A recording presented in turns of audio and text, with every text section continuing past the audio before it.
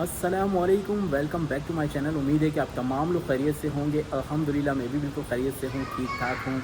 वैसे तो मैं बहुत सारी कंट्रीज़ विज़िट कर चुका हूँ। हर ट्रिप का एक बहुत मज़ा होता है अपना कि भाई हम इंटरनेशनल ट्रिप स्टार्ट करने वाले हैं तो बहुत खुशी होती है। मगर जो आज मैं सफ़र स्टार्ट करने वाला हूँ उसकी खुशी का कोई आलम नहीं है, कोई इंतहा नहीं है, क्योंकि अल्हम्दुलिल्लाह मैं जा रहा हूँ उम्रे की सादत हासिल करने के लिए।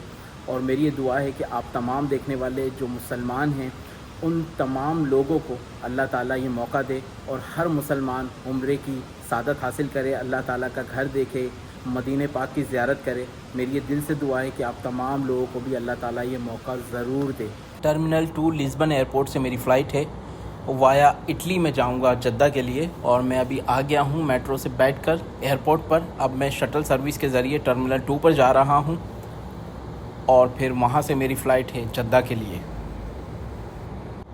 अभी गेट नंबर इशू नहीं हुआ है और विज़ एयर है और रोम मैंने जाना है लिस्बन से। तो तकरीबन ये फ़्लाइट है 2 घंटे 45 मिनट्स की और मैं अभी इंतज़ार कर रहा हूँ गेट ओपन होने का।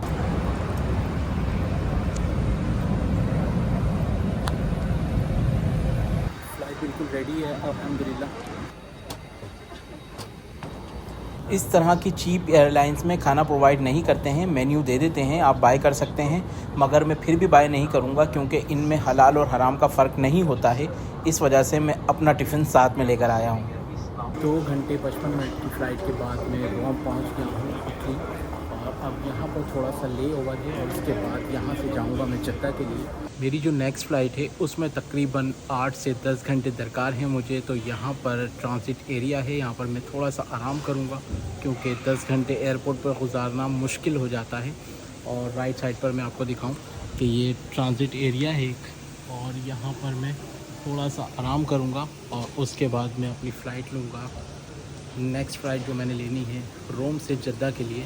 जनाब इटली एयरपोर्ट पर हूँ मैं और अभी टॉयलेट आया था और मैंने एक चीज़ यहाँ पर देखी है। देखें भाई, ये है वॉश बेसन इनका और यहाँ से साबुन आ जाएगा, यहाँ से पानी, और ये आपका एयर आ जाएगा यहाँ से ड्रिंकिंग वाटर।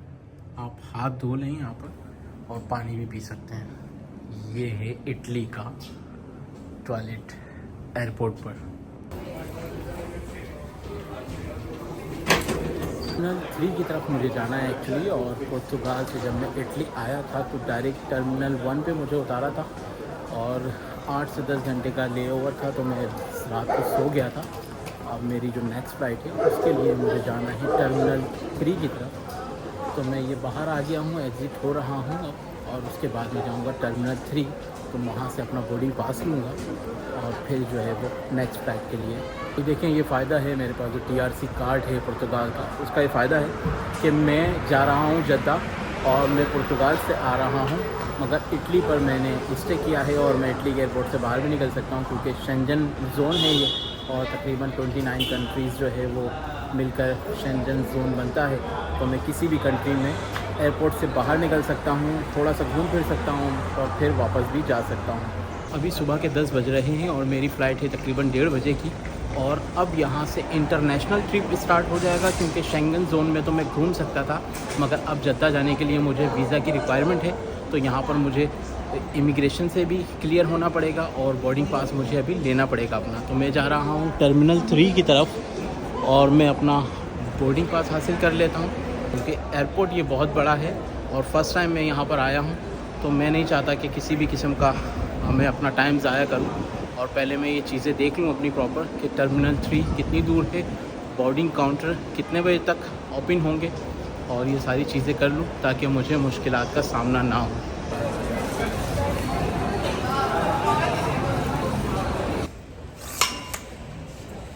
फर्स्ट टाइम पुर्तगाल के TRC पर मैं जो है वो इंटरनेशनल ट्रैवलिंग कर रहा हूँ और बहुत खुशी हो रही है। सबसे बड़ी खुशी तो मुझे इस बात की है कि मैं जो है वो उम्रा पर जा रहा हूँ। बोर्डिंग पास मैंने ले लिया था और इमिग्रेशन भी अभी हो गई है और इमिग्रेशन में कोई परेशानी नहीं हुई है मुझे। मैंने अपना पासपोर्ट दिया और उसके बाद जो वीज़ा निकलता है सऊदी अरेबिया के लिए, मैंने उसका प्रिंट आउट निकाल के रख लिया था, वो दिया। तो उसने पासपोर्ट स्कैन किया और तब मैंने उसको अपना TRC कार्ड दिखाया तो कुछ नहीं पूछा उसने कि रिटर्न फ़्लाइट आपकी कहाँ है, कौन सी डेट को आप वापस आ रहे हैं, कहाँ जा रहे हैं, पाकिस्तान जाएंगे, कुछ भी नहीं पूछा उसने। जब मैंने अपना पुर्तगाल का TRC कार्ड दिया तो उसने एग्ज़िट की स्टैंप लगा दी और कहा हैव अ गुड फ्लाइट। तो बहुत खुशी हो रही है क्योंकि ये पुर्तगाल के कार्ड पर मैं पहली मर्तबा सफ़र कर रहा हूँ और अल्हम्दुलिल्लाह सऊदी अरेबिया का सफ़र कर रहा हूँ, तो इसलिए मुझे बहुत खुशी है। और दूसरी खुशी मुझे ये हो गई है कि कार्ड की बहुत वैल्यू है यहाँ। इटली का शहर है रोम और यहाँ पर मैं बैठा हुआ हूँ, अपनी फ़्लाइट का इंतज़ार कर रहा हूँ। एक छोटी सी इन्फॉर्मेशन मैं आपको देना चाहता हूँ कि आप किस तरीके से सऊदी अरेबिया का वीज़ा हासिल कर सकते हैं। अगर आपके पास भी यूरोपियन कंट्री का किसी भी कंट्री का TRC कार्ड है तो आप भी वीज़ा हासिल कर सकते हैं। मेरे पास पुर्तगाल का TRC कार्ड है तो मैंने भी सिर्फ़ और सिर्फ 1 मिनट के अंदर वीज़ा हासिल किया था और वो वीज़ा 1 साल के लिए वैलिड होता है और सिंगल ट्रिप पर आप तकरीबन 90 डेज़ तक स्टे कर सकते हैं। ये टूरिस्ट वीज़ा कहलाता है। आप इस पर जो है वो उम्रा भी कर सकते हैं और तकरीबन तमाम सऊदी अरेबिया में घूम सकते हैं। और पुर्तगाल से मैंने फ़्लाइट ली थी विज़ एयर की, जो कि आ रही थी इटली से होते हुए सऊदी अरेबिया, और ले ओवर थोड़ा सा लंबा था मगर ये चीपेस्ट फ़्लाइट थी तो मैंने जो है वो प्रेफर किया कि मैं इस पर चला जाता हूँ, थोड़े से पैसे बच जाएंगे हमारे। तो इस वजह से मैंने ले ओवर को कबूल कर लिया। और रात भी अच्छी गुजरी। यहाँ पर बड़ा ज़बरदस्त सा एक एरिया था जिसको कह रहे थे ये लोग कि ट्रांसिट एरिया है, वहाँ पर बहुत सारे लोग सो रहे थे तो मैं भी सो गया। वहाँ की वीडियो मैंने नहीं बनाई क्योंकि बहुत सारे लोग सो रहे थे। अभी इंतज़ार है सिर्फ़ और सिर्फ गेट ओपन होने का और मैं ये लाउंज में बैठा हुआ हूँ। इमिग्रेशन वगैरह सब कुछ हो गई है और अब इंतज़ार है सिर्फ़ और सिर्फ फ़्लाइट का। अभी मेरी फ़्लाइट मिस हो जाती, तकरीबन 12:30 बज रहे हैं और ये गेट क्लोज़ हो जाएगा 1 बजे। और अब ये गेट शो कर रहा है E60 और मैं इतनी देर से जोन में बैठा हुआ हूँ नीचे। अब ये गेट नंबर शो कर रहा है E60 जो कि राइट साइड पर है। यहाँ पर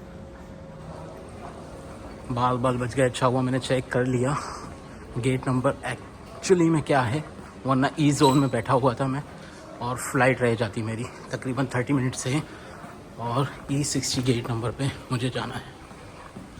जोन में बैठे बैठे मुझे थोड़ा सा शक हुआ क्योंकि वहाँ पर तकरीबन कोई 4 से 5 लोग ही बैठे हुए थे। तो मैंने कहा कि सिर्फ यही जा रहे हैं और बोर्डिंग पास तो बहुत सारे लोगों ने लिया था, तो ये लोग कम क्यों हैं इतने। मैं तो चिल करके बैठा हुआ था कि अभी 1.5 घंटा है यहाँ पर, मगर अब दौड़ लग गई है मेरी क्योंकि एयरपोर्ट थोड़ा सा बड़ा ही है। और अब मैं जा रहा हूँ E60। मेरी जान में जान आ गई E60 और ये जद्दा का ये दिखा रहा है जद्दा और E60। फाइनली 15 मिनट रह गए अभी और मैं पहुंच गया अल्हम्दुलिल्लाह। बोर्डिंग वगैरह हो गई है, चेक इन हो गया है, बस अभी बैठने जा रहा हूं एयरपोर्ट पर और बहुत खुशी हो रही है। अल्लाह ताला मेरी इबादतें कबूल फरमाए। ये हमारा एयरप्लेन है और तकरीबन कोई 5 मिनट रह गए हैं फ्लाई होने में और थोड़ा सा लेट हो गया है ये। Welcome to Jeddah airport. थोड़े से अजब हालात हैं यहाँ पर। ये गाड़ी की पार्किंग में आ गया हूँ, अब मैं जा रहा हूँ होटल के लिए। एक छोटा सा भंड हो गया था, वो मैं आपको होटल में पहुँच के बताऊँगा कि गाड़ियों की पार्किंग है। और तकरीबन कोई 1 घंटा हो गया, इमिग्रेशन में थोड़ा सा मसला हो गया था। मैं बहुत थक गया हूँ, यहाँ पर गर्मी भी बहुत है और बहुत दिनों बाद मैं यूरोप से बाहर निकला हूँ, 1 साल बाद। तो हमारे जो देसी भाई हैं ना, यहाँ पे भरमार है उनकी, और उनकी जो बातें हैं सुन के थोड़ा सा बस डिस्टर्ब हो गया हूँ मैं। बहुत गर्म लोग हैं यहाँ पर। अभी मैं जा रहा हूँ गाड़ी में बैठने के लिए, टैक्सी में, और फिर जो है होटल पे पहुँच के बात करता हूँ। अस्सलाम वालेकुम, गुड मॉर्निंग टू ऑल। कल रात को देर से पहुँचा था यहाँ पर तो वीडियो बनाने की कोई हिम्मत नहीं थी मेरी। मैं सीधा अपने होटल में आ गया था और आते ही मेरा एक्सपीरियंस कुछ भी अच्छा नहीं हुआ। सबसे पहले तो मसला हो गया इमिग्रेशन पे, क्योंकि वहाँ पर जो है ना वो छोटी छोटी सी लड़कियाँ बिठा ली हुई हैं जो कि मैट्रिक पास करके डायरेक्ट आ गई यहाँ पर और उन्हें इमिग्रेशन पे बिठा दिया। उन्हें कुछ भी मालूमात नहीं थी। हर किसी का वो पासपोर्ट लेकर ऑफिस जा रही थी। वहाँ पर कोई एक छोटे से वो भी ऑफिसर बैठे हुए थे जो उन्हें भी कुछ नहीं पता था। बस वो भी किसी को वीज़ा दे रहे थे, किसी को नहीं दे रहे थे, और जो है वो स्टैंड बाय पे रखा हुआ था लोगों को। बहुत सारे लोगों को परेशान किया हुआ था, उनमें मैं भी था। मेरे पास जो TRC कार्ड है वो कह रहे थे कि इस पर आपको वीज़ा नहीं मिल सकता। मैंने कहा मैं तो वीज़ा लेकर आया हूँ, ये वीज़ा प्रोवाइड किया है आपकी गवर्नमेंट ने। कह रहे हैं कि नहीं, हम आपको एंट्री नहीं देंगे, आपके पास जो है ना वो टेम्परेरी कार्ड है, परमानेंट कार्ड नहीं है। तो मैंने कहा फिर मुझे ये वीज़ा इशू कैसे कर दिया। तो खैर वो अरबी बोल रहे थे और इंग्लिश में बात नहीं कर रहे थे, तो मुझसे कह रहे थे कि अरबी बोलो, नहीं तो आप सुबह तक वेट करो। मैंने कहा कि मेरे दोस्त बहुत सारे हैं जो कि इस तरह से विज़िट करके गए हैं, और ये ई वीज़ा जो है वो प्रोवाइड करती है आपकी गवर्नमेंट, और बिल्कुल एंट्री मिलती है।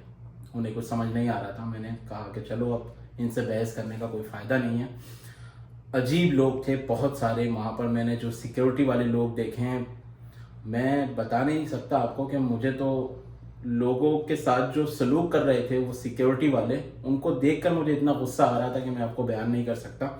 हालांकि इतनी अच्छी जगह है कि मुझे बोलते हुए भी जो है वो शर्म आ रही है, मगर मैं समझ नहीं पा रहा हूँ एक्चुअली कि मुझे ये बोलना चाहिए या नहीं बोलना चाहिए। लोग एहराम में हैं और उन्हें नहीं पता है, जो कि बेचारे कम पढ़े लिखे लोग होते हैं। अब यहाँ पर ज़ियारतों की नीयत से आए हैं, उम्रा करने की नीयत से आए हैं, अल्लाह के मेहमान हैं वो।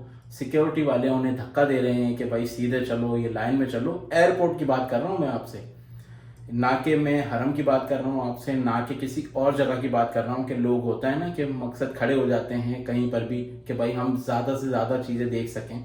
तो वहाँ की बात नहीं कर रहा, मैं सिर्फ एयरपोर्ट की बात कर रहा हूँ आपसे। एयरपोर्ट पर धक्का दे रहे हैं। कोई इतना रश नहीं था, रात का टाइम था।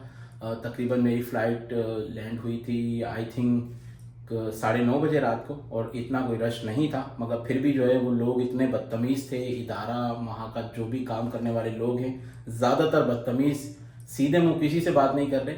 एक बच्ची का वाक़या पेश आया तो एक बच्ची को जो है वो इमिग्रेशन वालों ने फ्री कर दिया और वो निकल गई आगे। तो उसकी माँ जो है वो आवाज़ें दे रही थी कि बेटा रुक जाओ यहाँ पर। तो सामने जो एक सिक्योरिटी वाला खड़ा हुआ था उसने उसके पेपर लिए और क्या कहते हैं उस बच्ची को आगे कर दिया। बच्ची मना कर रही तो वो सिक्योरिटी वाला उसकी माँ को बोल रहा है कि क्यों मना कर रही हो, ऐसे करके कर रहा है इशारे। मैं तो देखकर हैरान हो गया कि ये किस तरीके के मामला हो रहे हैं यहाँ पर, समझ से बाहर था। फिर बहरहाल 1 घंटे बाद जो है वो इमिग्रेशन वालों ने मुझे क्लियर किया और किसी दूसरे बंदे को भेजा मेरे पास कि नहीं आपका वीज़ा ठीक है, सब कुछ है, आप जाएँ, एंट्री मिल रही है आपको। बाहर आया जनाब एयरपोर्ट से, तो एयरपोर्ट पे भी जो है वो एकदम मच्छी बाजार लगा हुआ था। कोई मेरा बैग फेंक पकड़ रहा है कि आप मेरे साथ आ जाओ, टैक्सी चाहिए, कोई क्या कर रहा है। अल्लाह अकबर। करते करते जनाब मैंने जो जद्दा में होटल बुक किया था उसमें भी करप्शन। होटल की जो वो जगह लिखी हुई थी कि होटल एयरपोर्ट से 4 किलोमीटर दूर है, तो मैंने बुक कर लिया था। तो वो जनाब होटल निकला है कोई 21 किलोमीटर दूर, और मैं टैक्सी करके यहाँ पर आया हूँ। तो होटल में जो है वो इतने बुरे हालात हैं होटल के। ये होटल की तस्वीर नज़र आ रही होगी और ये वीडियो भी नज़र आ रही होगी आपकी कि इसके अंदर जो है ना वो खटमल थे। फिर मैंने जो है वो अपने जो स्टाफ था उनको बताया कि भाई ये मेरा रूम चेंज किया जाए, तो उन्होंने जो है वो मेरा रूम चेंज किया है। और मैं रात भर सो नहीं सका बिल्कुल इस वजह से कि यार यहाँ पर भी खटमल ना हो। और उन्होंने फिर ये मुझे रूम दिया है, ये 2 बेड वाला ये प्राइवेट रूम था।